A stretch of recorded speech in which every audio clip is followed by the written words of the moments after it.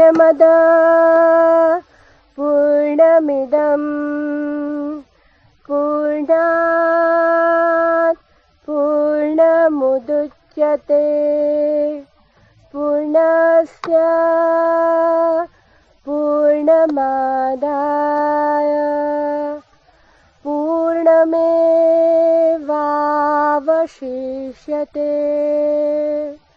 ॐ शान्ति शान्ति शान्ति। ओम वह परब्रह्म पूर्ण है और यह कार्य ब्रह्म भी पूर्ण है, क्योंकि पूर्ण से पूर्ण की ही उत्पत्ति होती है तथा प्रलय काल में पूर्ण कार्य ब्रह्म का पूर्णत्व लेकर अपने में लीन करके पूर्ण परब्रह्म ही बच रहता है। त्रिविध ताप की शांति हो।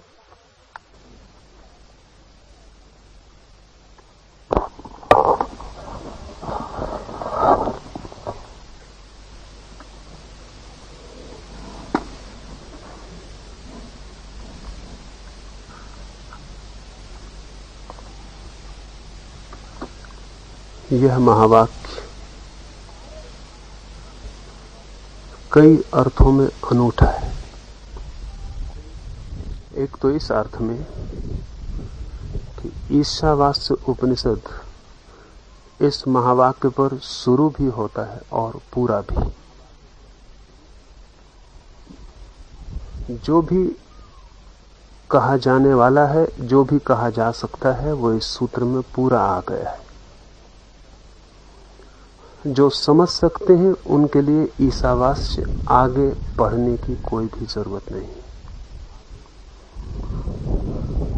जो नहीं समझ सकते हैं, शेष पुस्तक उनके लिए ही कही गई है। इसीलिए साधारणता ओम शांति शांति शांति का पाठ जो कि पुस्तक के अंत में होता है, इस पहले वचन के ही अंत में। जो जानते हैं उनके हिसाब से बात पूरी हो गई है। जो नहीं जानते हैं उनके लिए सिर्फ शुरू होती है। इसलिए भी ये महावाक्य बहुत अद्भुत है कि पूरब और पश्चिम के सोचने के ढंग का भेद इस महावाक्य से स्पष्ट होता है। दो तरह के तर्क, दो तरह की लॉजिक सिस्टम्स विकसित हुई हैं दुनिया में, एक यूनान में, एक भारत में। यूनान में जो तर्क की पद्धति विकसित हुई उससे पश्चिम के सारे विज्ञान का जन्म हुआ, और भारत में जो विचार की पद्धति विकसित हुई उससे धर्म का जन्म हुआ। दोनों में कुछ बुनियादी भेद हैं, और सबसे पहला भेद यह है कि पश्चिम में, यूनान ने जो तर्क की पद्धति विकसित की, उसकी समझ है कि निष्कर्ष, कंक्लूजन हमेशा अंत में मिलता है। साधारणता ठीक मालूम होगी बात। हम खोजेंगे सत्य को, खोज पहले होगी, विधि पहले होगी, प्रक्रिया पहले होगी, निष्कर्ष तो अंत में हाथ आएगा। इसलिए यूनानी चिंतन पहले सोचेगा, खोजेगा, अंत में निष्कर्ष देगा। भारत ठीक उल्टा सोचता है। भारत कहता है जिसे हम खोजने जा रहे हैं वो सदा से मौजूद है। वो हमारी खोज के बाद में प्रकट नहीं होता, हमारे खोज के पहले भी मौजूद है।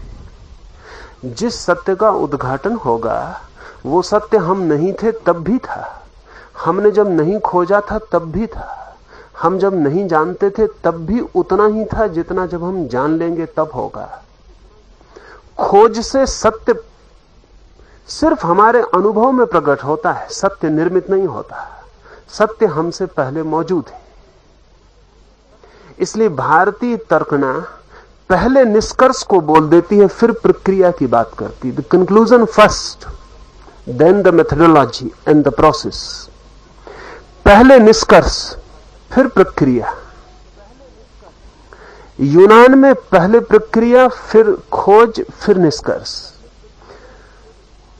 इससे एक बात और ख्याल में ले लेनी चाहिए, जो लोग सोच विचार करके सत्य को पाएंगे उनके लिए यूनान की तर्क पद्धति ठीक मालूम पड़ेगी। सोचना विचारना ऐसे है जैसे मैं एक छोटे से दिए को लेके महाअंधकार से घिरी हुई रात्रि में कुछ खोजने को निकलूं।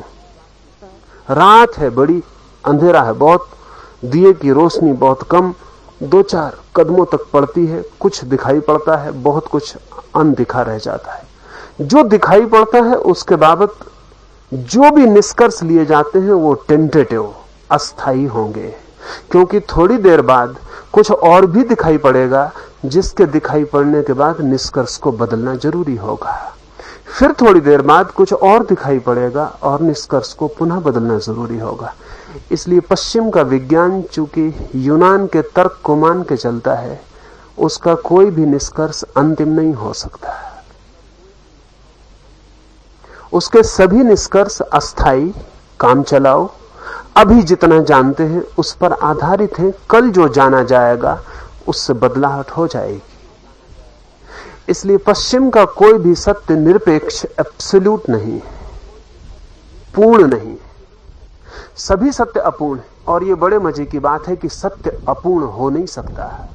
जो भी अपूर्ण होगा वो असत्य ही होगा। और जिसे हमें कल बदलना पड़ेगा वो आज भी सत्य नहीं था, सिर्फ मालूम पड़ता था। जिसे हमें कभी भी नहीं बदलना पड़ेगा वही सत्य हो सकता है।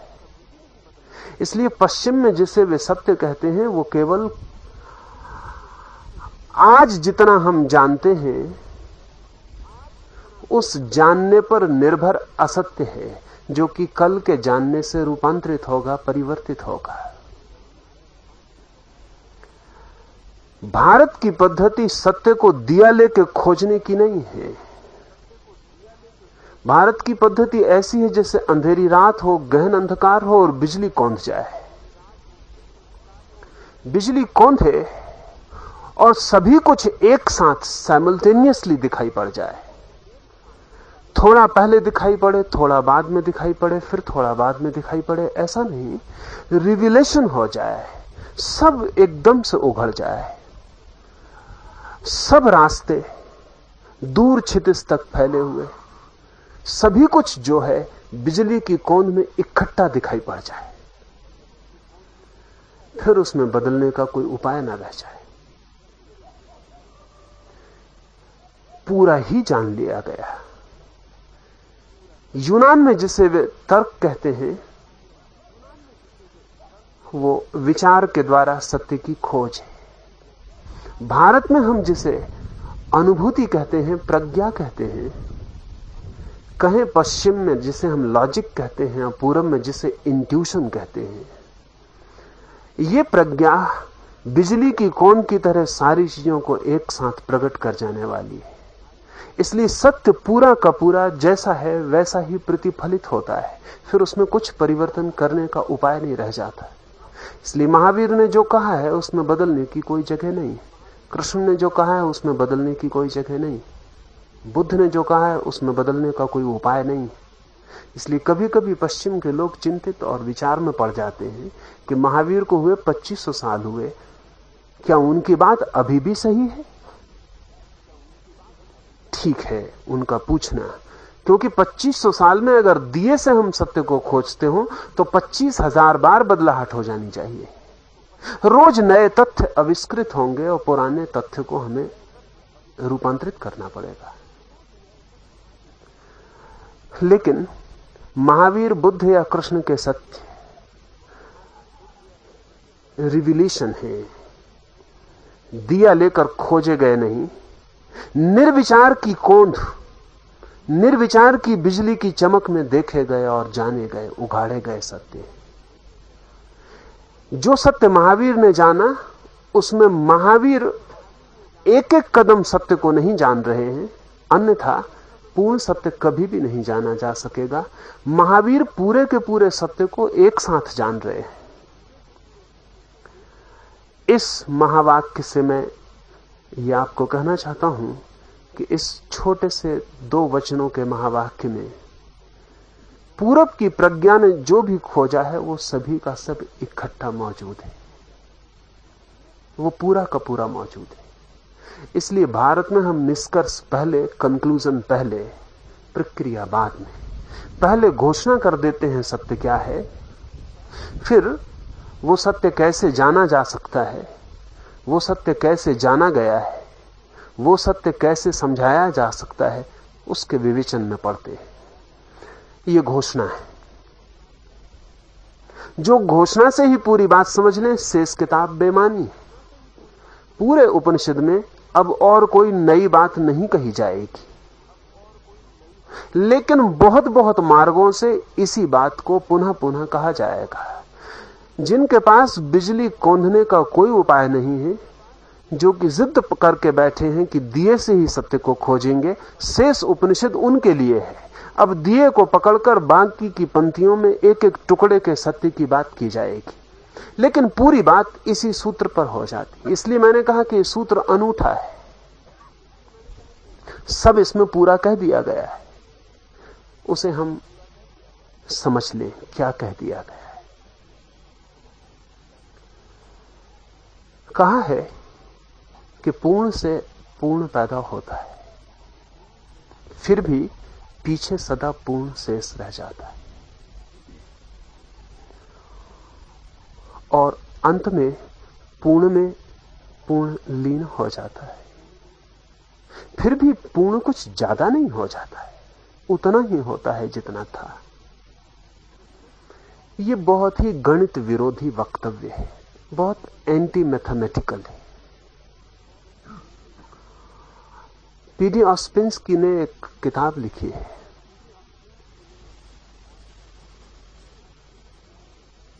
किताब का नाम है टर्शियम आर्गानम। किताब के शुरू में उसने एक छोटा सा वक्तव्य दिया है। पीडी ऑस्पेंस्की रूस का एक बहुत बड़ा गणितज्ञ था। बाद में पश्चिम के एक बहुत अद्भुत फकीर गुरजीएफ के साथ वो एक रहस्यवादी संत हो गया,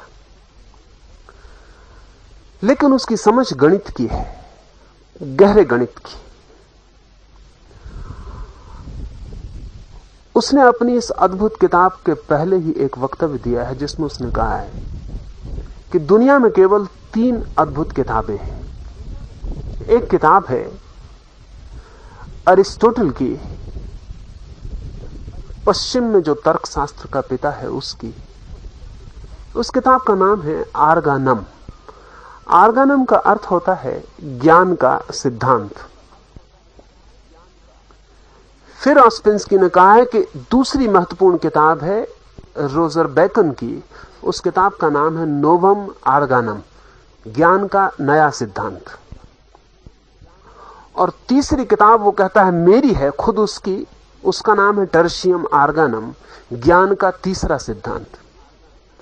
और इस वक्तव्य को देने के बाद उसने एक छोटी सी पंक्ति लिखी है जो बहुत हैरानी की है। उसमें उसने लिखा है, before the first existed the third was. इसके पहले कि पहला सिद्धांत दुनिया में आया, उसके पहले भी तीसरा था। पहली किताब लिखी है अरस्तु ने 2000 साल पहले, दूसरी किताब लिखी है 300 साल पहले बेकन ने, और तीसरी किताब अभी लिखी गई है कोई 40 साल पहले। लेकिन ऑस्पेंस्की कहता है कि पहली किताब थी दुनिया में, उसके पहले तीसरी किताब मौजूद थी, और तीसरी किताब उसने अभी 40 साल पहले लिखी। जब भी कोई उससे पूछता कि ये क्या पागलपन की बात है, तो ऑस्पेंस्की कहता कि ये जो मैंने लिखा है, ये मैंने नहीं लिखा, ये मौजूद था, मैंने सिर्फ उद्घाटित किया है। न्यूटन नहीं था, तब भी जमीन में ग्रेविटेशन था, तब भी जमीन पत्थर को ऐसे ही खींचती थी जैसे न्यूटन के बाद खींचती। न्यूटन ने ग्रेविटेशन के सिद्धांत को रचा नहीं, उघाड़ा। जो ढका था उसे खोला, जो अनजाना था उसे परिचित बनाया। लेकिन न्यूटन से बहुत पहले ग्रेविटेशन था, नहीं तो न्यूटन भी नहीं हो सकता था। ग्रेविटेशन के बिना तो न्यूटन भी नहीं हो सकता। न्यूटन के बिना ग्रेविटेशन हो सकता है, जमीन की कशिश न्यूटन के बिना हो सकती, लेकिन न्यूटन जमीन की कशिश के बिना नहीं हो सकता। न्यूटन के पहले भी जमीन की कशिश थी, लेकिन जमीन की कशिश का पता नहीं था। आस्पेंसकी कहता है कि उसका तीसरा सिद्धांत पहले सिद्धांत के भी पहले मौजूद था। पता नहीं था, ये दूसरी बात है। और पता नहीं था ये कहना भी शायद ठीक नहीं, क्योंकि आस्पेंसकी ने अपनी पूरी किताब में जो कहा है वो इस छोटे से सूत्र में आ गया है। आस्पेंसकी की टर्शियम आर्गानम जैसी बड़ी कीमती किताब, मैं भी कहता हूं कि उसका दावा झूठा नहीं है। जब वो कहता है कि दुनिया में 3 महत्वपूर्ण किताबें हैं और तीसरी मेरी है, तो किसी अहंकार के कारण नहीं कहता। ये तथ्य है, उसकी किताब इतनी ही कीमती है। अगर वो न कहता तो वो झूठी विनम्रता होती। वो सच कह रहा है, विनम्रता पूर्वक कह रहा है, यही बात ठीक है। उसकी किताब इतनी ही महत्वपूर्ण है, लेकिन उसने जो भी कहा है पूरी किताब में, वो इस छोटे से सूत्र में आ गया है। उसने पूरी किताब में यह सिद्ध करने की कोशिश की कि दुनिया में 2 तरह के गणित हैं। एक गणित है जो कहता है 2 और 2 4 होते हैं, साधारण गणित है, हम सब जानते हैं। साधारण गणित कहता है कि अगर हम किसी चीज के अंशों को जोड़ें तो वो उसके पूर्ण से ज्यादा कभी नहीं हो सकते। साधारण गणित कहता है अगर हम किसी चीज को तोड़ लें और उसके टुकड़ों को जोड़ें तो टुकड़ों का जोड़ कभी भी पूरे से ज्यादा नहीं हो सकता। ये सीधी बात है। अगर हम 1 रुपए को तोड़ लें 100 नए पैसे में, तो 100 नए पैसे का जोड़ रुपए से ज्यादा कभी नहीं हो सकता, या कि कभी हो सकता है। अंश का जोड़ कभी भी अंशी से ज्यादा नहीं हो सकता। यह सीधा सा गणित है। लेकिन आस्पेंसकी कहता है एक और गणित है, हायर मैथमेटिक्स। एक और ऊंचा गणित भी है, और वही जीवन का गहरा गणित है। वहां 2 2 4 जरूरी नहीं है कि 4 ही होते हो। कभी वहां 2 और 2 5 भी हो जाते, और कभी वहां 2 और 2 3 भी रह जाते। और वो कहता है कि कभी कभी अंशों का जोड़ पूर्ण से ज्यादा भी हो जाता है।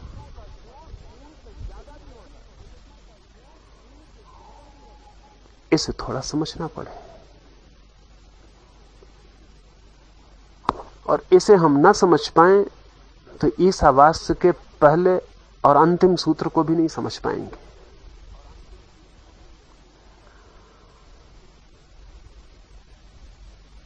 एक चित्रकार एक चित्र बनाता है। अगर हम हिसाब लगाने बैठे तो रंगों की कितनी कीमत होती है? कुछ ज्यादा नहीं। कैनवस की कितनी कीमत होती है? कुछ ज्यादा नहीं। लेकिन कोई भी श्रेष्ठ कृति, कोई भी श्रेष्ठ चित्र रंग और कैनवस का जोड़ नहीं है, जोड़ से कुछ ज्यादा है, समथिंग मोर।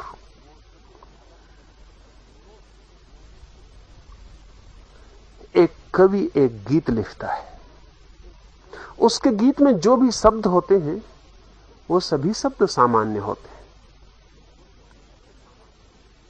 उन शब्दों को हम रोज बोलते हैं। शायद ही उस कविता में एक आध ऐसा शब्द मिल जाए जो हम न बोलते हो, न भी बोलते हो तो परिचित तो होते हैं। फिर भी कोई कविता शब्दों का सिर्फ जोड़ नहीं है, शब्दों के जोड़ से कुछ ज्यादा है, समथिंग मोर।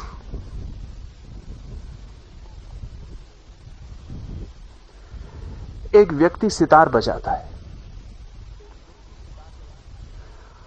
सितार को सुनकर हृदय पर जो परिणाम होते हैं वे केवल ध्वनि के आघात नहीं है। ध्वनि के आघात से कुछ ज्यादा हम तक पहुंच जाता है। इसे ऐसा समझे, एक व्यक्ति आंख बंद करके आपके हाथ को प्रेम से छूता है, स्पर्श वही होता है।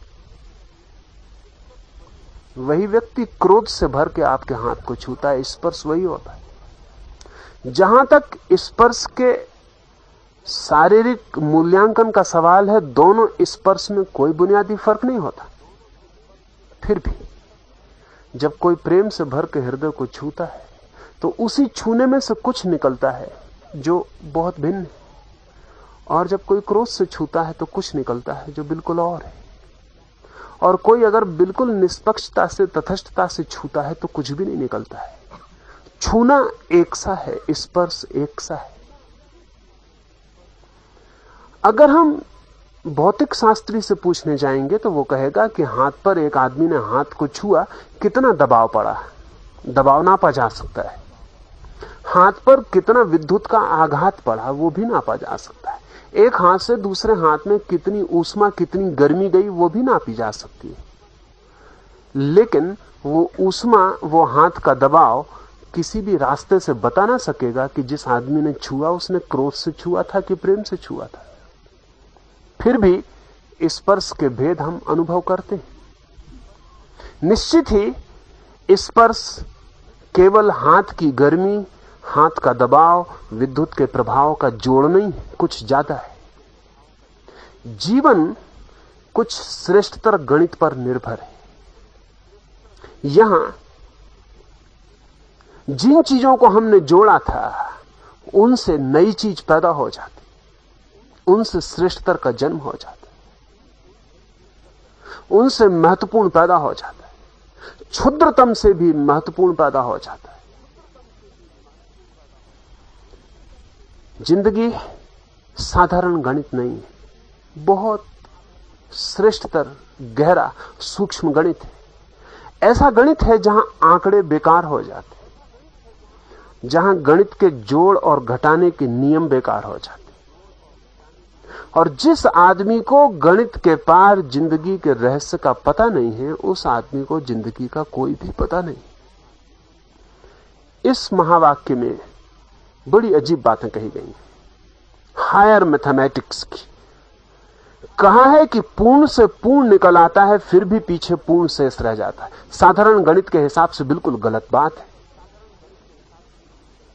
अगर हम किसी भी चीज में से कुछ निकाल लेंगे तो उतना ही शेष नहीं रह सकता जितना था, कुछ कम हो जाएगा, हो ही जाना चाहिए, अन्यथा हमारे निकाले हुए का क्या हुआ। अगर मैं एक तिजोरी में से 10 रुपए निकाल लूं, उसमें अरबों रुपए भरे हों तो भी कम हो गए, 10 पैसे भी निकाल लूं तो भी कम हो गए, उतना ही शेष नहीं रह सकता जितना पहले था। कितनी ही बड़ी तिजोरी हो, कुबेर का खजाना हो कि सोलोमन का, अगर 10 नए पैसे भी हमने उसमें से निकाले तो अब तिजोरी उतनी ही नहीं है जितनी थी, कुछ कम हो गई। और कितना ही बड़ा खजाना हो, अगर हम 10 कौड़ी भी उसमें डाल दें तो अब उतनी ही नहीं रही जितनी थी, कुछ जुड़ गई और ज्यादा हो गई। लेकिन यह सूत्र कहता है कि पूर्ण से पूर्ण निकल आता है, थोड़ा भी नहीं, 10 पैसे नहीं निकालते, पूरी तिजोरी ही बाहर निकाल लेते, पूर्ण से पूर्ण ही बाहर निकाल लेते, फिर भी पीछे पूर्ण ही शेष रह जाता। या तो किसी पागल ने कहा है, जिसे गणित का कोई भी पता नहीं। पहली कक्षा का विद्यार्थी भी जानता है कि हम कुछ निकालेंगे तो पीछे कमी हो जाएगी, और थोड़ा निकालेंगे तो भी कमी हो जाएगी, अगर पूरा निकाल लेंगे तब तो पीछे कुछ भी नहीं बचना चाहिए। पर यह सूत्र कहता है कि कुछ नहीं, पूरा ही बच जाता है। तब निश्चित ही तिजोरी को ही जो समझते हैं वो इसे नहीं समझ पाएंगे, तब किसी और दिशा से समझना पड़ेगा। जब आप किसी को प्रेम देते हैं तो आपके पास प्रेम कम होता है,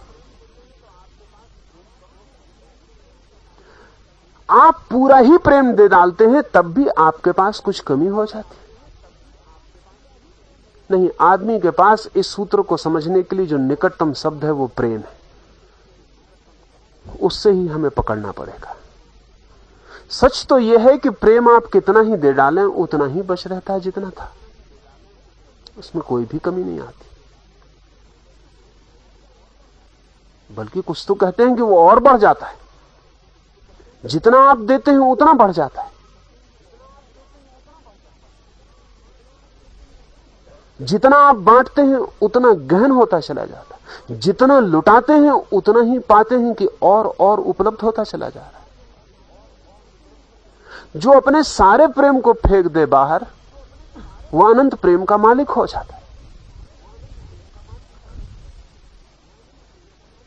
पूर्ण से पूर्ण निकल आए और पीछे पूर्ण ही शेष रह जाए, तो इसका अर्थ हुआ कि ये गणित से नहीं समझाया जा सकेगा, प्रेम से समझना पड़ेगा। इसलिए जो आइंस्टीन के पास समझने जाएंगे वो नहीं समझ पाएंगे।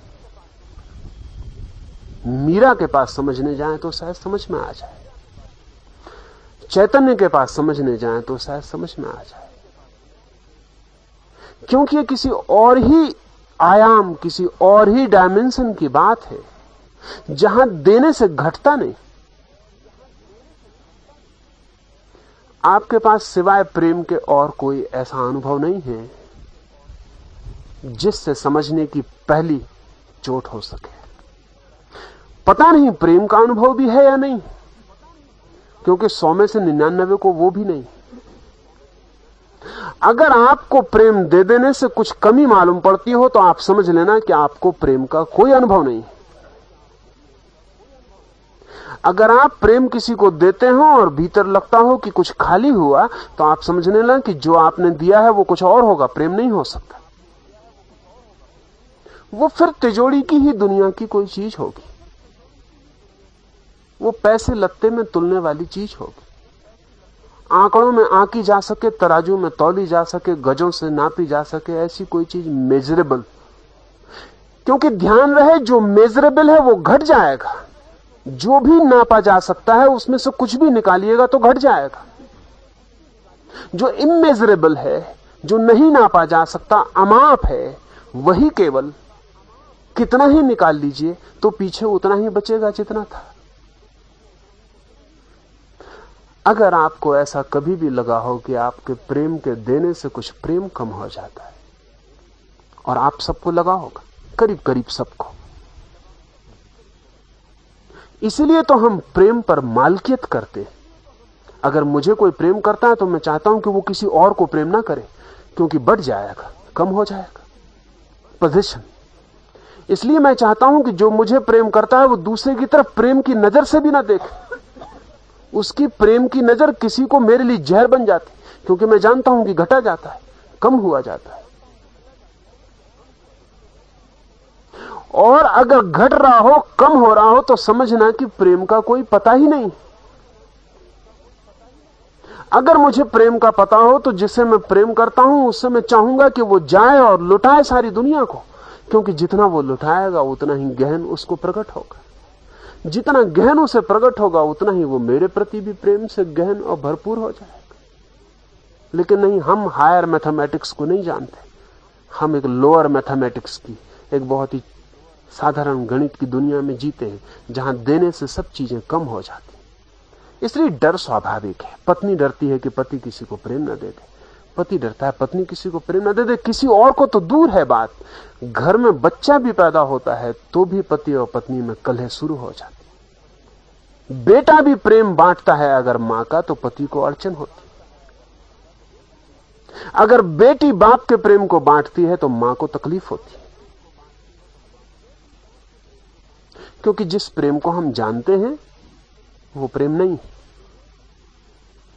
उसकी कसौटी यह है कि जो घटने से, बांटने से घटता है, उसे आप भूलकर भी प्रेम मत जानना। और कठिनाई यह है कि प्रेम के अलावा और कोई अनुभव नहीं है जो इमेजरेबल है, और तो सब मेजरेबल है। जो भी हमारे पास है सब नापा जा सकता है। हमारा क्रोध नापा जा सकता है, हमारी घृणा नापी जा सकती है, हमारा सब नापा जा सकता है। सिर्फ एक अनुभव है प्रेम का जो कि अमाप है, वो भी हम सबके पास नहीं है। इसलिए तो हम परमात्मा को समझने में बड़ी कठिनाई अनुभव करते हैं। जो आदमी प्रेम को समझ लेगा वो परमात्मा को समझने की फिक्र ही छोड़ देगा, क्योंकि जिसने समझा प्रेम को उसने समझा परमात्मा को। वे एक ही गणित के हिस्से, वे एक ही डायमेंशन, एक ही आयाम की चीजें। जिसने पहचाना प्रेम को वो कहेगा परमात्मा ना भी मिले तो चलेगा, क्योंकि प्रेम मिल गया तो काफी, बात हो गई। परिचित हो गए हम उस श्रेष्ठतर जगत से, जहां ऐसी चीजें होती हैं जो बांटने से घटती नहीं, बढ़ती। कितना ही दे डालो उतनी ही शेष रह जाती हैं जितनी थी। और ध्यान रहे, जिस दिन ऐसा अनुभव होता है कि मेरे पास ऐसा प्रेम है जो मैं दे डालूं तो भी उतना ही बचता है जितना था, उसी दिन दूसरे से प्रेम की मांग छीन हो जाती। क्योंकि कितना ही प्रेम मिल जाए मेरा बढ़ नहीं सकता। ध्यान रहे, जिस चीज को देने से घट नहीं सकता उस चीज को लेने से बढ़ाया नहीं जा सकता। ये एक ही साथ होंगी। जब तक मैं दूसरे से प्रेम मांगता हूं, और हम सब मांगते हैं, बच्चे ही नहीं बूढ़े भी मांगते हैं, हम सब प्रेम मांगे चले जाते हैं। हमारी पूरी जिंदगी प्रेम की भिक्षा है। मनोवैज्ञानिक तो कहते हैं कि हमारी सारी तकलीफ एक है, हमारा सारा तनाव, हमारी सारी एंजाइटी, हमारी सारी चिंता एक है, और वो चिंता इतनी है कि प्रेम कैसे मिले। और जब प्रेम नहीं मिलता तो हम सब्स्टिट्यूट खोजते हैं प्रेम के। हम फिर प्रेम के ही परिपूरक खोजते रहते हैं, लेकिन हम जिंदगी भर प्रेम खोज रहे हैं, मांग रहे हैं। क्यों मांग रहे हैं? आशा से कि मिल जाएगा तो बढ़ जाएगा। इसका मतलब फिर यह हुआ कि हमें फिर प्रेम का पता नहीं, क्योंकि जो चीज मिलने से बढ़ जाए वो प्रेम नहीं। कितना ही प्रेम मिल जाए उतना ही रहेगा जितना था।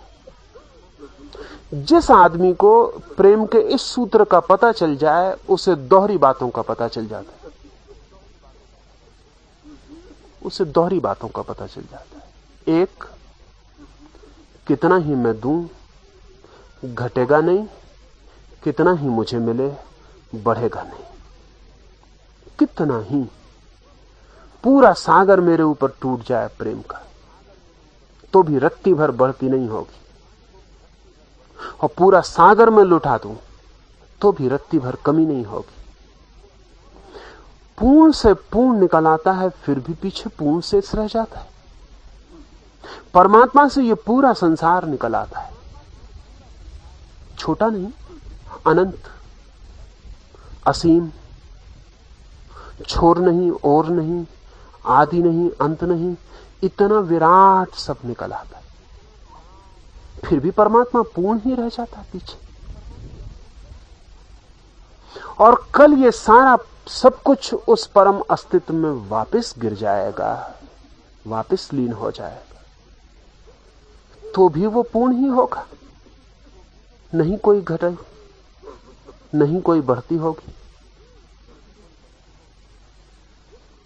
इसे एक दिशा से और समझने की कोशिश करें। जरा सिर पे हाथ रखो।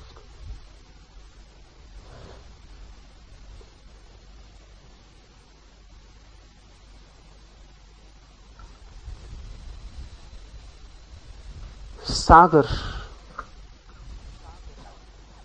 हमारे अनुभव में, दिखाई पड़ने वाले अनुभव में, आंखों, इंद्रियों के जगत में घटता बढ़ता मालूम। नदियां गिरती रहती हैं सागर में, बाढ़ नहीं आती। आकाश से बादल पानी को भरते रहते हैं, उलिसते रहते हैं सागर को। कमी नहीं आती, अभाव नहीं हो जाता, फिर भी घटता है।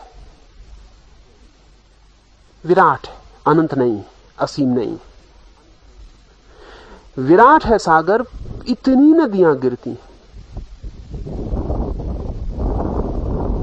कोई इंच भर फर्क मालूम नहीं पड़ता। ब्रह्मपुत्र और गंगाएं और हुआंग हो और अमेज़न कितना पानी डालती रहती है, प्रतिफल सागर वैसा का वैसा लगता है। हर रोज सूरज उलिसता रहता है किरणों से पानी को। आकाश में जितने बादल भर जाते हैं वे सब सागर से आते हैं, फिर भी सागर जैसा था वैसा रहता। फिर भी मैं कहता हूं कि सागर का अनुभव सच में ही घटने बढ़ने का नहीं, घटता बढ़ता है, लेकिन इतना बड़ा है कि हमें पता नहीं चलता।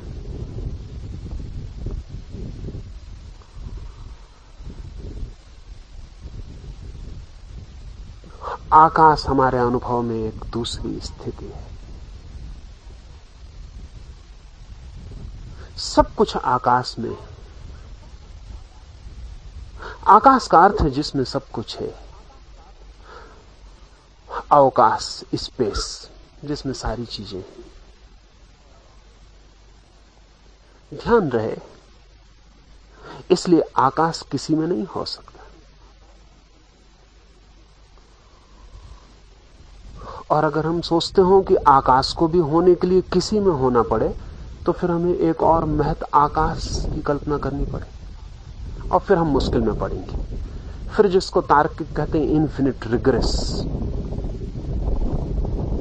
फिर हम अंतहीन नासमझी में पड़ जाएंगे। क्योंकि फिर वो जो महत आकाश है वो किस में होगा? फिर इसका कोई अंत नहीं होगा। फिर और महत आकाश, फिर वही सवाल होगा। नहीं, इसलिए आकाश में सब है और आकाश किसी में नहीं है। आकाश सबको घेरे हुए है और आकाश अनघिरा है। आकाश का अर्थ है जिसमें सब है और जो किसी में नहीं। इसलिए आकाश के भीतर सब कुछ निर्मित होता रहता है, आकाश उससे बड़ा नहीं हो जाता। और आकाश के भीतर सब कुछ विसर्जित होता रहता है, आकाश उससे छोटा नहीं हो जाता। आकाश जैसा है वैसा, जस का तस, एज इट इज। आकाश अपनी सचनेस में, अपनी तथाता में रहता है। आप मकान बना लेते हैं, आप महल खड़ा कर लेते हैं, आपका महल गिर जाएगा, कल खंडर हो जाएगा, मिट्टी होके नीचे गिर जाएगा। आकाश चूमने वाले महल जमीन पर खो जाएंगे वापस, आकाश को पता भी नहीं चलेगा। आपने जब महल बनाया था तब आकाश छोटा नहीं हो गया था। आपका जब महल गिर जाएगा तो आकाश बड़ा नहीं हो जाएगा। आकाश में ही बनता है महल और आकाश में ही खो जाता है। आकाश में कोई अंतर पैदा इससे नहीं होता है। शायद आकाश और भी निकटतर, जिस बात को मैं आपको समझाना चाहता हूं उसके और निकटतर। फिर भी आकाश कितना ही अछूता मालूम पड़ता हो, कितना ही अस्पर्शित मालूम पड़ता हो हमारे निर्माण से, फिर भी हमारे साधारण अनुभव में ऐसा आता है कि आकाश कम ज्यादा होता होगा। क्योंकि जहां मैं बैठा हूं, अगर आप वहीं बैठना चाहें तो नहीं बैठ सकेंगे। इसका मतलब यह हुआ कि जिस आकाश को मैंने घेर लिया, अन्यथा आप भी मेरी जगह बैठ सकते हैं।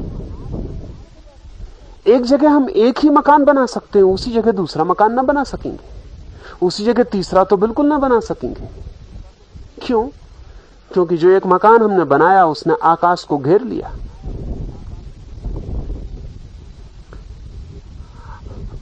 अगर आकाश को उसने घेर लिया तो आकाश किसी खास अर्थ में कम हो गया। इसलिए तो मकान हमें ऊपर उठाने पड़ रहे हैं। मकान इसलिए ऊपर उठाने पड़ रहे हैं कि जमीन की सतह पर जो आकाश है वो कम पड़ता जा रहा है। जमीन के दाम बढ़ते चले जाते, तो मकान ऊपर उठने शुरू हो जाते, क्योंकि नीचे दाम बढ़ने लगते, नीचे का आकाश महंगा होने लगा, भरने लगा, ज्यादा भरने लगा। अब वहां जगह कम रह गई तो मकान को ऊपर उठाना पड़ता है। जल्दी ही हम मकान को जमीन के नीचे भी ले जाना शुरू करेंगे, क्योंकि ऊपर उठाने की भी सीमा है, ऊपर का आकाश भी भरा जाता है।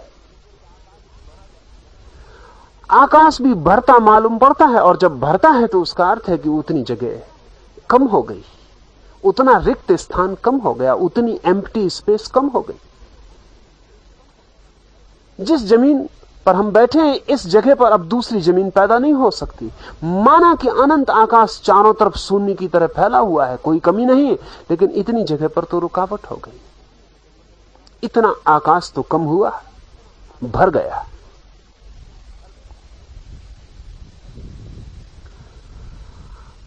नहीं, परमात्मा इतना भी नहीं भरता।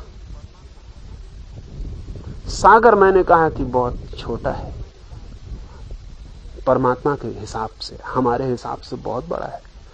गंगाओं और ब्रह्मपुत्रों के हिसाब से बहुत बड़ा है। कोई अंतर नहीं पड़ता उनके गिरने से, फिर भी अंतर पड़ता है। नाप तौल में नहीं आता, लेकिन अंतर पड़ता है। आकाश और भी बड़ा है, हमारे सागरों महासागरों से बहुत बड़ा। फिर भी आकाश भी भर जाता मालूम पड़ता है। परमात्मा पर एक छलांग और लगानी पड़ेगी, वहां तर्क सारा तोड़ देना पड़ेगा। परमात्मा यानी अस्तित्व जो है, सिर्फ है, इजनेस, होना जिसका गुण है। हम कुछ भी करें उसके होने में कोई अंतर नहीं पड़ता। इसे वैज्ञानिक किसी और ढंग से कहते हैं। वो कहते हैं हम किसी चीज को नष्ट नहीं कर सकते। इसका मतलब हुआ कि हम किसी चीज को हैपन के बाहर नहीं निकाल सकते। अगर हम एक मिट्टी के टुकड़े को मिटाना चाहें तो हम राख बना लेंगे, लेकिन राख रहेगी। हम उसे चाहे सागर में फेंक दें, वो पानी में घुल के डूब जाएगी, दिखाई नहीं पड़ेगी, लेकिन रहेगी। हम सब कुछ मिटा सकते हैं, लेकिन उसकी इजनेस, उसके होने को नहीं मिटा सकते। उसका होना कायम रहेगा। हम कुछ भी करते चले जाएं, उसके होने में कोई अंतर नहीं पड़ेगा, होना बाकी रहेगा। हां, होने को हम शक्ल दे सकते हैं, हम 1000 शक्लें दे सकते हैं, हम नए नए रूप और आकार दे सकते हैं, हम आकार बदल सकते हैं, लेकिन जो है उसके भीतर उसे हम नहीं बदल सकते। वो रहेगा। कल मिट्टी थी, आज राख है। कल लकड़ी थी, आज कोयला है। कल कोयला था, आज हीरा है। लेकिन है में कोई फर्क नहीं पड़ता, है कायम रहता है। परमात्मा का अर्थ है सारी चीजों के भीतर जो हैपन है, वो जो इजनेस, जो एग्जिस्टेंस है, जो अस्तित्व है, होना है, वही। कितनी ही चीजें बनती चली जाएं, उस होने में कुछ जुड़ता नहीं, और कितनी ही चीजें मिटती चली जाएं, उस होने में कुछ कम होता नहीं। वो उतना का ही उतना, वही का वही, अलिप्त और असंग, अस्पर्शित। नहीं, पानी पर भी हम रेखा खींचते हैं तो कुछ बनता है, मिट जाता है बनते ही, लेकिन परमात्मा पर इस सारे अस्तित्व से इतनी भी रेखा नहीं खींचती, इतना भी नहीं बनता है। इसलिए उपनिषद का यह वचन कहता है कि पूर्ण से, उस पूर्ण से यह पूर्ण निकला, उस पूर्ण से यह पूर्ण निकला। वो अज्ञात है, ये ज्ञात है। जो हमें दिखाई पड़ रहा है वो उससे निकला जो नहीं दिखाई पड़ रहा है। जिसे हम जानते हैं वो उससे निकला जिसे हम नहीं जानते। जो हमारे अनुभव में आता है वो उससे निकला जो हमारे अनुभव में नहीं आता है। इस बात को भी ठीक से ख्याल में ले लेना चाहिए। जो भी हमारे अनुभव में आता है वो सदा उससे निकलता है जो हमारे अनुभव में नहीं आता, और जो हमें दिखाई पड़ता है वो उससे निकलता है जो अदृश्य है, और जो हमें ज्ञात है वो अज्ञात से निकलता है, और जो हमें परिचित है वो अपरिचित से आता है। एक बीज हम बो देते और बीज से एक वृक्ष निकल आता है, और बीज को हम तोड़ें और खंड खंड कर डालें, और कहीं भी वृक्ष का कोई पता नहीं चलता है। कहीं कोई पता नहीं चलता, कहीं वे फूल नहीं मिलते जो कल निकल आएंगे, कहीं वे पत्ते नहीं दिखाई पड़ते जो कल निकल आएंगे। वे कहां से आते? वे अदृश्य से आते, वे अदृश्य से निर्मित हो जाते। प्रतिपल अदृश्य दृश्य में रूपांतरित होता रहता है और दृश्य अदृश्य में खोता चला जाता है। प्रतिपल सीमाओं में असीम आता है और प्रतिपल सीमाओं से असीम वापस लौटता है। ठीक ऐसे ही जैसे हमारी श्वास भीतर गई और बाहर गई, पूरा अस्तित्व ऐसे ही श्वास ले रहा है। इस अस्तित्व की श्वास को जो जानते हैं वो कहते हैं सृष्टि और प्रलय। वो कहते हैं कि अस्तित्व की एक श्वास जब भीतर आती तो सृष्टि का निर्माण होता है, द क्रिएशन। और जब अस्तित्व की श्वास बाहर जाती है तो प्रलय होता है, द अनिहिलेशन।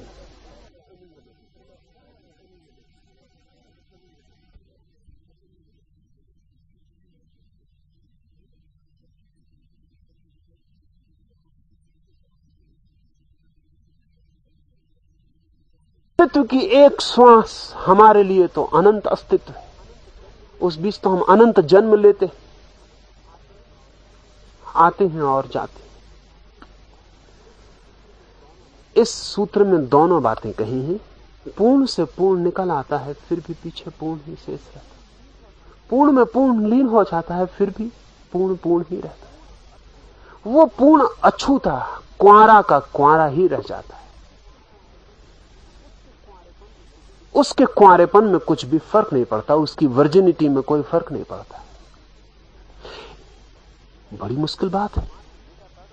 मां से बेटा पैदा हो जाए और वो कुंवारी रह जाए। सिर्फ जीसस की मां के बाबत ऐसी बात कही जाती कि जीसस पैदा हुए और मरियम कुंवारी रह गई। वो इसीलिए कही जाती है, वो इसीलिए कही जाती है कि जीसस और मरियम को, जिन्होंने जाना और पहचाना जीसस को, उन्होंने कहा ये तो ठीक वैसा ही अस्तित्व का जन्म है जैसे कि पूर्ण से पूर्ण आता। इसलिए ईसाई नहीं समझा पाते। ईसाई बड़ी मुश्किल में पड़ते हैं इस बात को पकड़ के कि मरियम कुंवारी कैसे रह गई। उन्हें पता ही नहीं है उस गणित का जहां की मां से बच्चा भी पैदा हो जाए और मां कुंवारी रह जाए। उस गणित का उन्हें कोई पता नहीं। हायर मैथमेटिक्स का उन्हें कोई पता नहीं। बड़ी कठिनाई में है ईसाईयत, क्योंकि वो कहते हैं कि इसे कैसे समझाएं, ये हो नहीं सकता, इसलिए मिरेकल है, चमत्कार है। ये हो तो नहीं सकता, लेकिन भगवान ने कोई चमत्कार दिखाया। लेकिन इस जगत में भगवान जो भी चमत्कार दिखाता है वो हर क्षण दिखा रहा है। इस जगत में कोई चमत्कार नहीं होते, और या फिर हर क्षण जो हो रहा है वो सब चमत्कार है, सब मिरेकल है। जब भी एक बीज से वृक्ष पैदा होता है तब चमत्कार होता है, और जब भी एक मां से बेटा पैदा होता है तब चमत्कार होता है। नहीं, कठिनाई नहीं है अगर कोई मां अपने को इस सूत्र में लीन कर ले कि पूर्ण से जब इतना बड़ा संसार निकल आता है और पीछे पूर्ण अछूता रह जाता है, तो कौन सी कठिनाई है। अगर मां इस सूत्र के साथ अपने को एक कर ले तो मां बन सकती है, बेटे को जन्म दे सकती और कुंवारी बच सकती।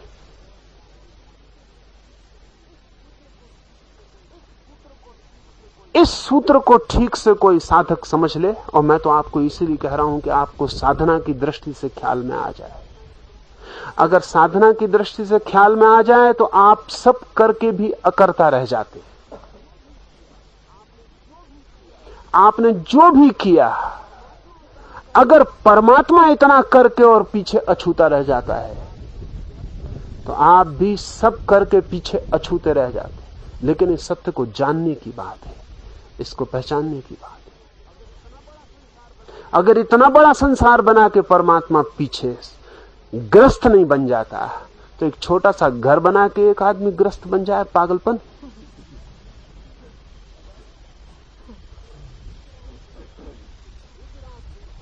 इतने विराट संसार के जाल को खड़ा करके अगर परमात्मा वैसे ही का वैसा रह जाता है जैसा था, तो आप एक दुकान छोटी सी चला के और नष्ट हो जाते। कहीं कुछ भूल हो रही, कहीं कुछ भूल हो रही है। कहीं अनजाने में आप अपने कर्मों के साथ अपने को एक आइडेंटिटी कर रहे हैं, एक मान रहे हैं, तादात्म्य कर रहे हैं। आप जो कर रहे हैं समझ रहे हैं मैं कर रहा हूं, बस कठिनाई में पड़ रहे हैं। जिस दिन आप इतना जान लेंगे कि जो हो रहा है वो हो रहा है, मैं नहीं कर रहा हूं, उसी दिन आप सन्यासी हो जाते। ग्रस्त मैं उसे कहता हूं जो सोचता है मैं कर रहा हूं, सन्यासी मैं उसे कहता हूं जो कहता है हो रहा है। कहता ही नहीं, क्योंकि कहने से क्या होगा, जानता है। जानता ही नहीं, क्योंकि अकेले जानने से क्या होगा, जीता है।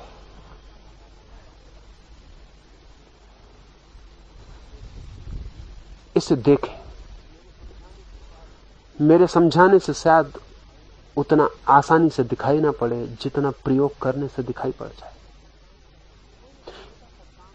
कोई एक छोटा सा काम करके देखें और पूरे वक्त जानते रहें कि हो रहा है, मैं नहीं कर रहा हूं।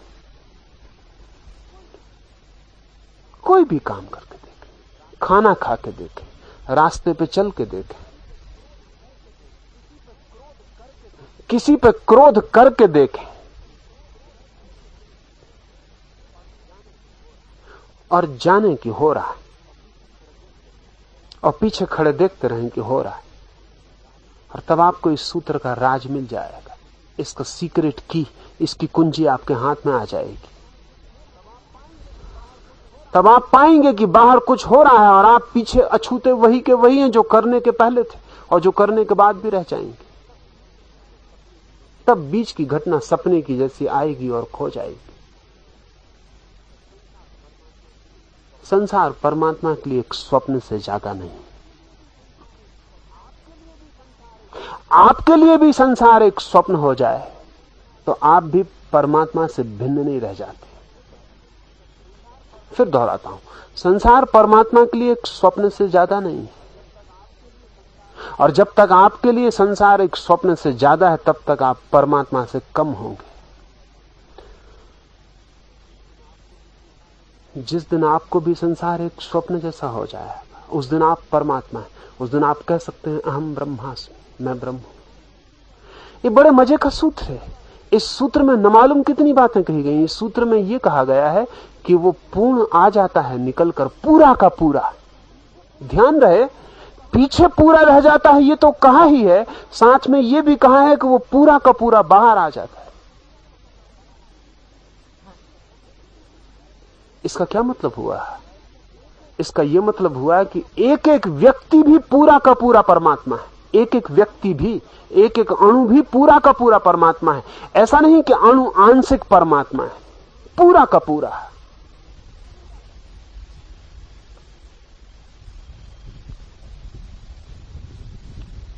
थोड़ा कठिन है क्योंकि हमारे गणित के लिए अपरिचित है।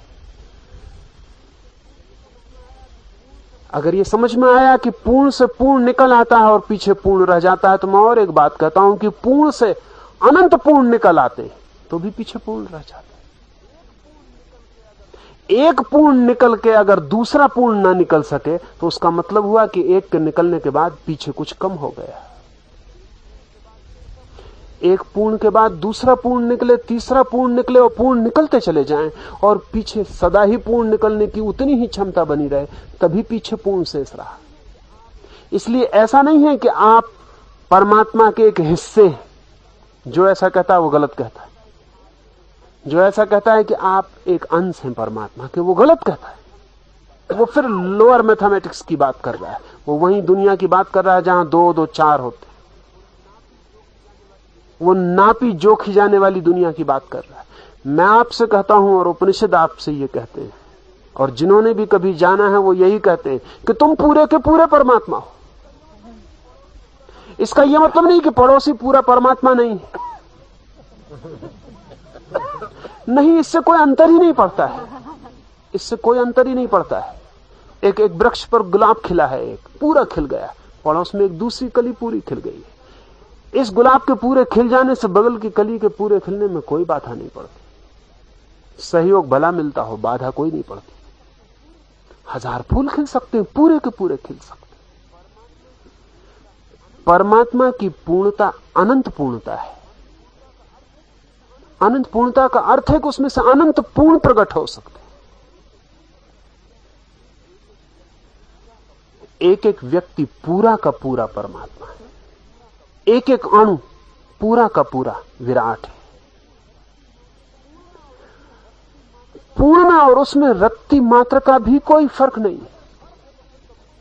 अगर फर्क है तो फिर कभी पूरा ना हो सकेगा, फिर पूरा करने का कोई उपाय नहीं। और अगर कभी पूरा हो जाता है तो वो अभी ही पूरा है, सिर्फ हमें पता नहीं, सिर्फ हमारे बोध की कमी। इस सूत्र को इन साधना के आने वाले दिनों में सदा स्मरण रखना, दोहराते रहना मन में कि पूर्ण से पूर्ण आ जाता है, पीछे पूर्ण शेष रह जाता है, पूर्ण में पूर्ण लीन हो जाता है, फिर भी पूर्ण पूर्ण का पूर्ण ही होता है, कहीं कोई अंतर नहीं पड़ता है। इसे स्मरण रखना, इसे श्वास श्वास में भीतर घूमने देना। रोज हम इसकी अलग अलग व्याख्याएं अलग अलग रूपों में अलग अलग मार्गों से करेंगे। आप इसका स्मरण रखना। यहां हम व्याख्या करेंगे, वहां आप स्मरण को गहरा करते चले जाना। ये दोनों चोटें भीतर इकट्ठी होती चली जाएंगी। और किसी क्षण, इन्हीं 7 दिन में वो घटना घट सकती है कि किसी क्षण अचानक ये सूत्र आपके मुंह से निकलेगा और आपको लगेगा कि पूर्ण से पूर्ण निकल आता है और पीछे पूर्ण शेष रह जाता है। पूर्ण पूर्ण में लीन हो जाता है और फिर भी पूर्ण पूर्ण का पूर्ण ही होता है, कहीं कोई अंतर नहीं पड़ता। स्वप्न की भांति सब हो जाता है, फिर भी कुछ होता नहीं। अभिनय की भांति सब घटित हो जाता है, फिर भी पीछे सब कुंवारा और अछूता रह जाता है। इसे स्मरण, जितना ज्यादा स्मरण रख सकें उतना उपयोगी होगा। 24 घंटे इसकी स्मृति में जीने की कोशिश करें। उपनिषदों में जो है वो सिर्फ समझने से समझ में आने वाला नहीं, उसे जीने से ही समझ में आने वाला है। ये सूत्र किन्हीं सिद्धांतों की घोषणा नहीं करते, किन्हीं साधनाओं की घोषणा करते। ये सूत्र सिर्फ निष्पत्तियां नहीं हैं ज्ञान की, अनुभूतियां हैं। और इन्हें जब कोई अपने भीतर जिए, इन्हें अपने भीतर जन्म दे, इन्हें अपने भीतर खून, हड्डी, मांस, मज्जा में प्रवेश करने दे, इन्हें श्वासों में समा जाने दे, इन्हें जागते, उठते, बैठते, सोते, इनकी सुरति, इनकी स्मृति में, इनकी गूंज में जिए, तब कहीं इनका राज, इनका रहस्य, इनका द्वार खुलना शुरू होता है। ये सूत्र में मैं प्राथमिक वक्तव्य आपको दिया हूं। अद्भुत लोग रहे होंगे, पहले ही सूत्र पर खत्म कर दी है सारी बात। कहा है कि तीनों ताप की शांति हो जाए।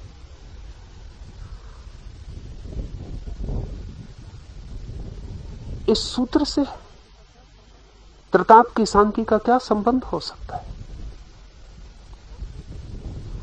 किन्हीं सिद्धांतों से किन्हीं के दुखों का कोई अंत हुआ है? नहीं, लेकिन ऋषि कहता है ओम, बात पूरी हो गई।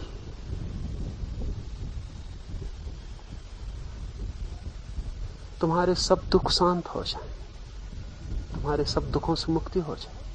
क्या इस सूत्र को पढ़ने से यह हो सकता है? सच में जो पढ़ ले तो हो सकता है, किताब से जो पढ़े तो कभी नहीं हो सकता। वो तो पढ़ लिया हमने, वो तो सुन लिया हमने। लेकिन जिन्होंने इतने हिम्मत और साहस से कहा है कि बस ओम, हो गई बात समाप्त, इतनी बात जिसने जान ली, उसके सब दुखों का अंत हो जाता है। उसके शरीर के, उसके मन के, उसके आत्मा के सब ताप नष्ट हो जाते, वो समस्त संतापों के बाहर हो जाता।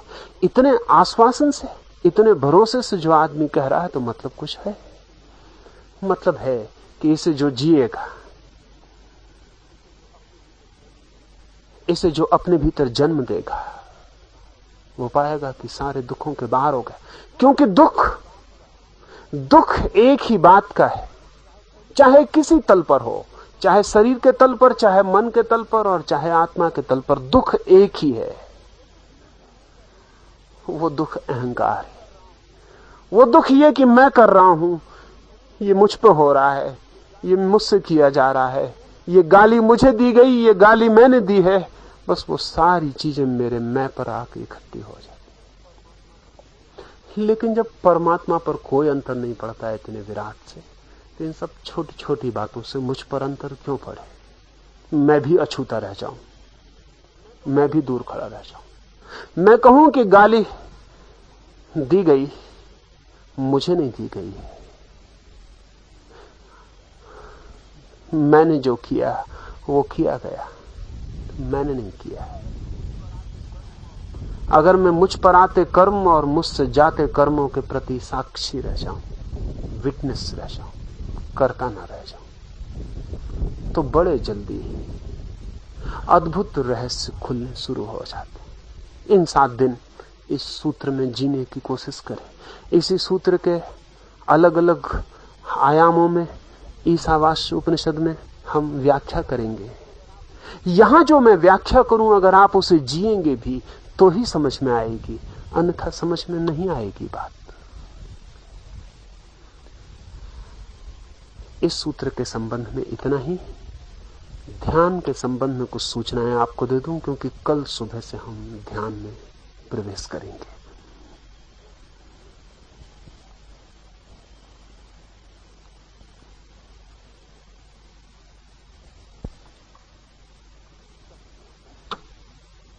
पहली बात,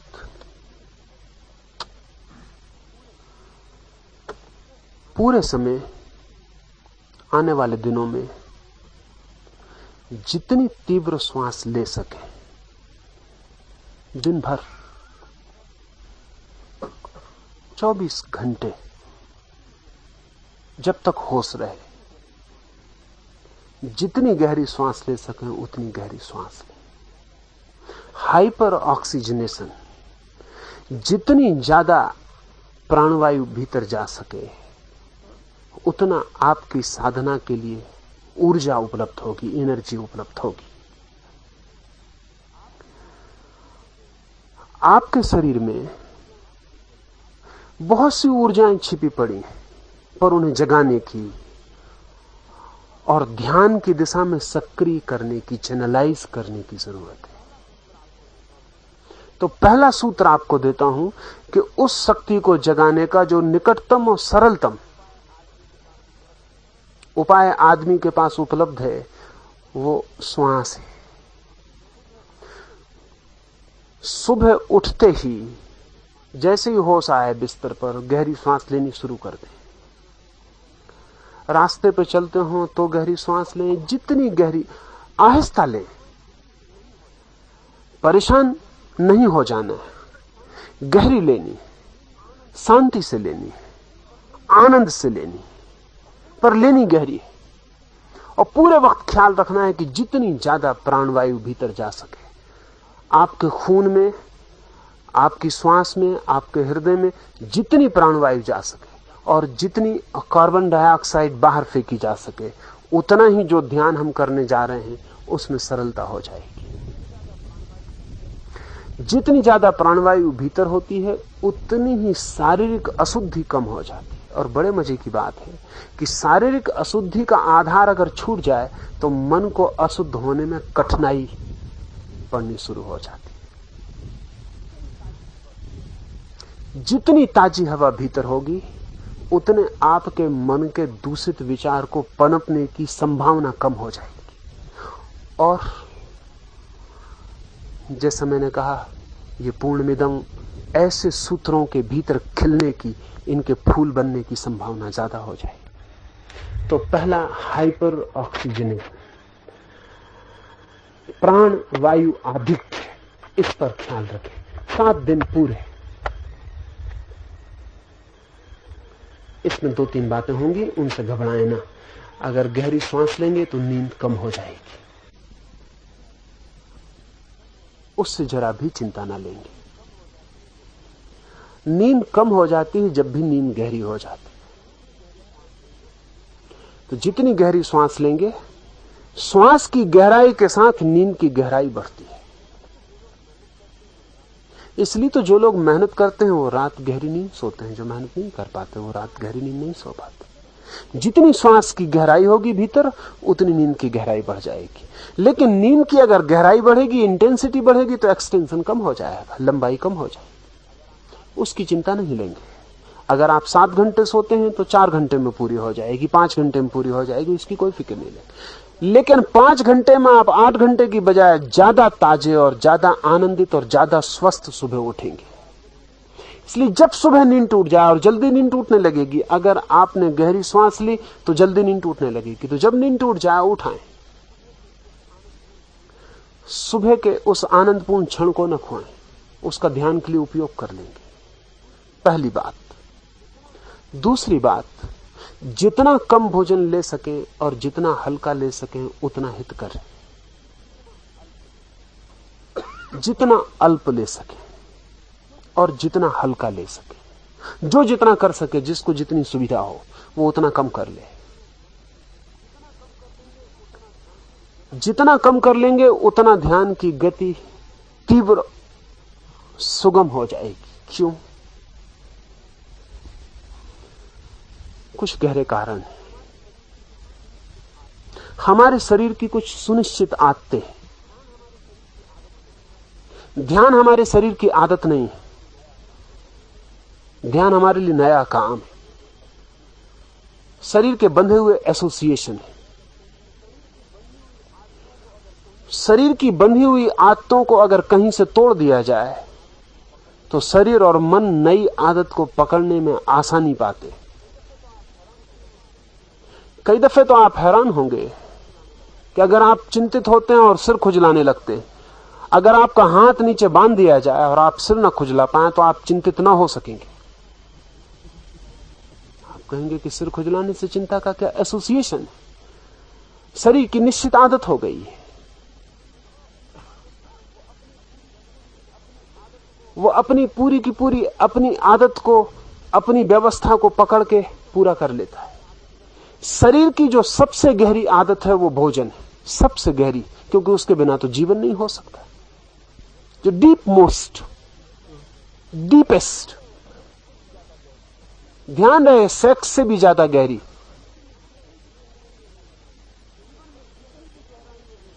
जीवन में जितनी भी गहराइयां हैं हमारे, उनमें सबसे ज्यादा गहरी आदत भोजन है। जन्म के पहले दिन से शुरू होती और मरने के आखिरी दिन तक चलती है। जीवन का अस्तित्व उस पर खड़ा है, शरीर उस पर खड़ा है।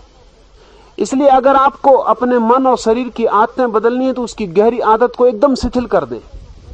उसके शिथिल होते से शरीर का जो कल तक का इंतजाम था वो सब अस्त व्यस्त हो जाएगा और उसकी अस्त व्यस्त हालत में आप नई दिशा में प्रवेश करने में आसानी पाएंगे, अन्यथा आप आसानी नहीं पाएंगे।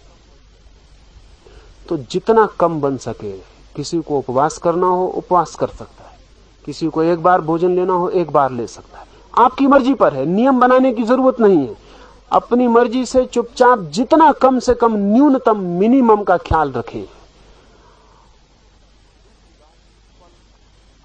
तो दूसरी बात, स्वल्प आहार। तीसरी बात, एकाग्रता। 24 घंटे में आप गहरी श्वास लेंगे ही, साथ ही श्वास पर ध्यान भी रखें तो एकाग्रता सहज फलित हो जाएगी। रास्ते पे चल रहे हैं, श्वास ले रहे हैं, श्वास बाहर से भीतर गई तो देखते रहें, बी अटेंटिव, देखते रहें कि श्वास भीतर गई, फिर श्वास बाहर जा रही तो बाहर गई, फिर भीतर गई, फिर बाहर गई। ध्यान रखेंगे तो गहरा भी ले पाएंगे, नहीं तो जैसे ही भूलेंगे वैसी श्वास धीमी हो जाएगी। और गहरा लेते रहेंगे तो ध्यान भी रख पाएंगे, क्योंकि गहरा लेने के लिए ध्यान रखना ही पड़ेगा। तो ध्यान को श्वास के साथ जोड़ लें।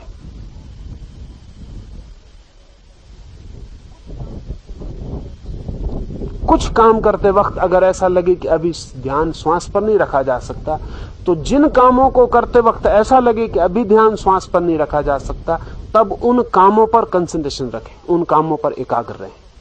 खाना खा रहे हैं तो खाने पर पूरी एकाग्रता से खाएं, एक एक कौर पूरे ध्यान पूर्वक उठाएं। स्नान कर रहे हैं तो एक एक पानी का एक कतरा भी ऊपर पड़े तो पूरे ध्यान पूर्वक। रास्ते पे चल रहे हैं तो पैर एक एक उठे तो ध्यान पूर्वक।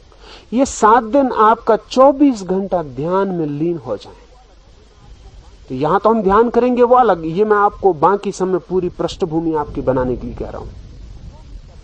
तो तीसरी बात, जो भी करें बहुत ध्यान पूर्वक, बहुत एकाग्र चित्त से करें, और ज्यादातर तो श्वास पर ही एकाग्रता रखें, क्योंकि वो 24 घंटे चलने वाली चीज है। न तो 24 घंटे खाना खा सकते, न स्नान कर सकते, न चल सकते। श्वास 24 घंटे चलेगी, उस पर 24 घंटे ध्यान रखा जा सकता है, उस पर ध्यान रखें। भूल जाएं दुनिया में कुछ और हो रहा है, बस एक ही काम हो रहा है कि श्वास भीतर आ रही है और श्वास बाहर जा रही है। बस ये श्वास का बाहर और भीतर आना आपके लिए माला की गुरिया बन जाए इस पर ही ध्यान को ले जाए। तीसरा सूत्र। चौथा सूत्र इंद्रिय उपवास, सेंस डिप्राइवेशन। वो 3 बातें उसमें करनी है। एक तो जो लोग पूरे दिन मौन रख सकें वो पूरे दिन के लिए मौन हो जाए। जिनको कठिनाई मालूम पड़े वो भी टेलीग्राफिक हो जाए। जो भी बोले तो समझें कि एक एक शब्द का कीमत चुकानी पड़ रही। तो दिन में 10-20 शब्द से ज्यादा नहीं। बहुत जरूरी मालूम पड़े, जान पे ही आ बने तो ही बोले। जो पूरा मौन रख सकें उनके फायदे का तो कोई हिसाब नहीं। पूरा मौन रख सकें, कोई कठिनाई नहीं। एक कागज पेंसिल रख लें, जरूरत पड़े तो लिख के बता दें, कुछ जरूरत पड़े तो पूरे मौन हो जाए। मौन से आपकी सारी शक्ति भीतर इकट्ठी हो जाएगी, जिसे हमें ध्यान में आगे ले जाना। आदमी की कोई आधे से ज्यादा शक्ति उसके शब्द ले जाते हैं। शब्द को तो बिल्कुल छोड़ दें। तो ख्याल कर लें, जिसकी जितनी सामर्थ्य हो उतना मौन हो जाए। और इतना तो ध्यान ही रखें कि आपके द्वारा किसी का मौन न टूटे। आपका टूटे आपकी किस्मत, आप जिम्मेवार, लेकिन आपके द्वारा किसी का न टूटे। अकारण बातें किसी से न पूछें, अकारण जिज्ञासाएं न करें, व्यर्थ के सवाल न उठाएं, किसी को बातचीत में डालने की आप कोशिश न करें। सहयोगी बने दूसरे को मौन करवाने में। कोई पूछे तो उसको भी मौन करने का इशारा दे दें, उसे भी याद दिला दें कि मौन रहना है। बातचीत छोड़ दें बिल्कुल 7 दिन, फिर बाद में करिए, पीछे तो आपने की है बहुत। 7 दिन बिल्कुल छोड़ दें। जिससे जितना बन सके, पूरा बन सके, बहुत ही हितकर होगा। फिर आपको कहने को नहीं बचेगा कि ध्यान नहीं होता है। मैं जो 5 बातें आपसे कहने जा रहा हूं वो आप पूरी कर लेते हैं तो आपको कहने का कारण नहीं आएगा कि ध्यान नहीं होता है। और आए कारण तो आप जानना, आपके सिवाय और कोई जिम्मेवार नहीं। फिर मुझे आके आप मत कहना। मौन रखें। न्यूनतम जिनसे न बन सके, कमजोर हो, संकल्पहीन हो, मन दुर्बल हो, बुद्धि कमजोर हो, वो थोड़ा थोड़ा बोल के चलाएं। जिनमें थोड़ी भी बुद्धिमत्ता हो, संकल्प हो, शक्ति हो, थोड़े भी अपने पे भरोसा हो, वे बिल्कुल चुप हो जाए। इंद्रिय उपवास में पहला मौन। दूसरा, आपकी आंख के लिए विशेष पट्टियां बनाई हैं। वो पट्टियां आप ले लेंगे और कल सुबह से उनका प्रयोग शुरू करें। पूरी आंख को बांध देना है। आंख ही आपको बाहर ले जाने का द्वार है। जितनी ज्यादा देर बांध रख सकें उतना अच्छा है। जब भी खाली बैठे हैं, आंख पर पट्टी बंधी रहने दें। उससे दूसरे दिखाई भी नहीं पड़ेंगे, बातचीत का भी मौका नहीं आएगा, और आपको अंधा मान के दूसरे भी छोड़ देंगे। ठीक है, जाने दें, व्यर्थ उनको परेशान न करें, अंधे हो जाए। मौन होना तो आपने सुना ही है, मैं कहता हूं अंधे भी हो जाए। मौन होना भी एक तरह का मुक्ति है। अंधा होना और भी गहरी, क्योंकि आंख ही हमें 24 घंटे बाहर दौड़ा रही है। आंख के बंद होते से आप पाएंगे बाहर जाने का उपाय न रहा। भीतर चेतना वर्तुलाकार घूमने लगेगी। तो आंख पे पट्टी बांध लें।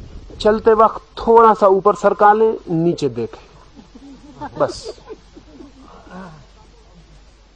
चलते वक्त थोड़ा ऊपर सरका लें और नीचे देखें।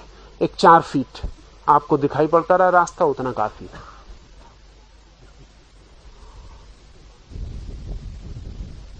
उसे बांध के ही पूरा वक्त गुजारे। जो रात उसको बांध के ही सो सके वो बांध के ही सोए। जिनको अड़चन मालूम हो वो निकाल दें। बांध के सोएंगे, नींद की गहराई में फर्क पड़ेगा। ये जो पट्टी है वो आप बाकी समय तो बांधे ही रखेंगे। सुबह यहां जब ध्यान होगा तब पट्टी बंधी रहेगी, सुबह के ध्यान में। दोपहर के मौन में पट्टी खुली रहेगी। लेकिन आप वहां से पट्टी बांध कर ही आएंगे, यहां चुपचाप पट्टी खोल कर रख लेंगे, दोपहर के घंटे भर के मौन में पट्टी खुली रहेगी। रात भी आप पट्टी बांध कर ही आएंगे, फिर रात के ध्यान में भी पट्टी खुली रहेगी। सुबह जब मैं बोलूंगा तब आपकी पट्टी खुली रहेगी, दोपहर मौन में खुली रहेगी, रात के ध्यान में खुली रहेगी। इतना आपकी आंख के लिए मौका दूंगा। ये भी मौका इसलिए दूंगा कि ये भी आपको भीतर ले जाने में सहयोगी बन सके, तभी आपकी आंख को बाहर देखने का मौका देना, अन्यथा आपकी आंख को बंद ही रखना। और 7 दिन में आप हैरान हो जाएंगे कि मन के कितने तनाव आंख के बंद रहने से विदा हो जाते हैं, जिसकी आप अभी कल्पना नहीं कर सकते। मन के अधिकतम तनाव आंख से प्रवेश करते हैं, और आंख का तनाव ही मन के स्नायुओं के लिए सबसे बड़े तनाव का कारण है। अगर आंख शांत और शिथिल और रिलैक्स हो जाए तो मस्तिष्क के 99% रोग विदा हो जाते। तो इसका आप पूरे ध्यान पूर्वक इसका उपयोग करना है। और ऐसा नहीं कि उसमें बचाव करें तो मेरा कोई हर्जा नहीं, बचाव से आपका हर्जा होगा। ध्यान यही रखना है कि अधिकतम आपको बिल्कुल ब्लाइंड हो जाना है, आप बिल्कुल अंधे हो गए, आंख है ही नहीं। 7 दिन के लिए उसे छुट्टी दे दी। 7 दिन के बाद आप पाएंगे कि आंख ऐसी शीतल हो सकती है, और आंख की शीतलता के पीछे इतने आनंद के रस झरने बह सकते हैं, ये आपकी कल्पना में अभी नहीं हो सकता है। लेकिन अगर आपने बीच बीच में अपने साथ बेईमानी की तो मेरा जुम्मा नहीं है, वो आप पर निर्भर है। यहां कोई भी किसी दूसरे को कोई जिम्मेवार नहीं है। आप अपने को धोखा दे सकते हैं, चाहें तो अपने को धोखा देने से बच सकते हैं। आंख की पट्टी के साथ ही आपके लिए कान के लिए भी कपास मिलेगा, वो दोनों कान पर लगा देना है, कान को भी छुट्टी दे देनी, इंद्रियों को उसी पट्टी के नीचे कान को भी बंद करके ऊपर से बांध देना। तो दूसरे आपके मौन में भी बाधा नहीं दे सकेंगे, देना भी चाहें तो भी नहीं दे सकेंगे, आप भी देना चाहें तो नहीं दे सकेंगे, क्योंकि दूसरे को अवसर देने का पाप भी नहीं लेना चाहिए। आपके कान खुले तो किसी को बोलने का टेम्पटेशन होता है, कान ही बंद है, वो बोले भी तो भी नहीं सुन सकते, तो टेम्पटेशन नहीं होता। तो कान भी बंद रखने, ये इंद्रिय उपवास, मौन, आंख और कान, ये तो पूरे समय, सिर्फ सुबह यहां जब मैं बोलूंगा तब आपको कान और आंख खुली रखनी है। दोपहर के ध्यान में आपको कान बंद रखना है, आंख खुली रखनी है। रात के ध्यान में आपको आंख खुली रखनी है, कान बंद रखना है। और 5वीं बात, ये 4 और 5वीं अंतिम और सर्वाधिक जरूरी।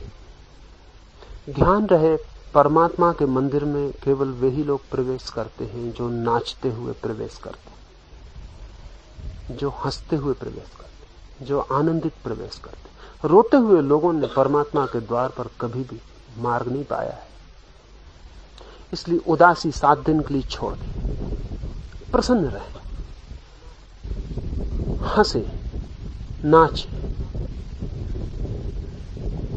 आह्लादित रहे, चीयरफुलनेस पूरे वक्त आपके साथ हो। उठते बैठते एक मगन, एक धुन में मस्त, एक हर्षोन्माद, एक एक्सटेसी चढ़ी है, एक नशा। चल रहे हैं तो ऐसे नहीं कि जैसे हर कोई चलता है, चल रहे हैं तो ऐसे जैसे कि फकीर को, साधक को चलना चाहिए, नाचते हुए आनंदित। दूसरे की फिक्र छोड़ दें। यहां हम आए ही इसलिए ताकि हम दूसरे की फिक्र छोड़ सकें। कोई आपको पागल समझेगा, बस आप पहले ही समझने के इतनी समझेगा, इससे ज्यादा कोई और हर्जा नहीं है। तो इस पूरे शिविर को एक आनंद मग्न, मौन लेकिन आनंद से उबलता हुआ, चुप लेकिन आह्लाद से नाचता हुआ, शांत लेकिन भीतर ऊर्जा नृत्य करती हुई, आह्लाद से भरे हुए रहे, नाचे, हंसे। यहां ध्यान में भी सुबह का जो ध्यान है उसमें भी पूरे आनंद से भरे हुए रहे। जब नाचने का मन आया ध्यान में तो नाचे, कूदे, हंसे, रोए तो वो रोना भी आपके आनंद से ही आए। आपके आंसू भी आपकी खुशी को ही लाते हो, इसे ध्यान में रखें। दोपहर के मौन में भी आपको नाचने का मन है, नाचें, ढोलने का मन है, ढोलें। रात के ध्यान में भी नाचना चाहते हैं, नाचें, ढोलना है, ढोलें, हंसना है, हंसें, लेकिन आनंद की किरण आपके साथ बनी रहे। ये 5 बातें कल सुबह से शुरू कर देनी। इसलिए आज रात ही आप आंख की पट्टी, कान के लिए वो सारा इंतजाम आप कर लेंगे। कल सुबह सूरज उगने के साथ आप वो नहीं हैं जो आए थे। फिर आपसे वो अपेक्षा नहीं है, फिर आपसे अपेक्षा जो मैंने कही वो है। और अगर आप अपनी अपेक्षा पूरी करते हैं तो कोई कारण नहीं है कि यहां से जाते वक्त आप कह सकें ओम शांति शांति शांति। आप ये कहते हुए, आपका हृदय ये कहता हुआ जाए, इसमें कुछ भी कठिनाई नहीं। तो आज तो ये सूचना ही आपको देनी थी। कल सुबह पहले हम घंटे भर ईशावास्य पर चर्चा करेंगे, फिर घंटे भर ध्यान करेंगे, फिर दोपहर घंटे भर मौन, फिर रात घंटे भर तीसरे प्रकार का ध्यान, और बाकी समय तो आपको ध्यान में लीन रहना ही है। रात की बैठक पूरी हुई, शायद 1-2 सूचनाएं कुछ होंगी तो वो मित्र आपको दे देंगे, फिर हम विदा होंगे।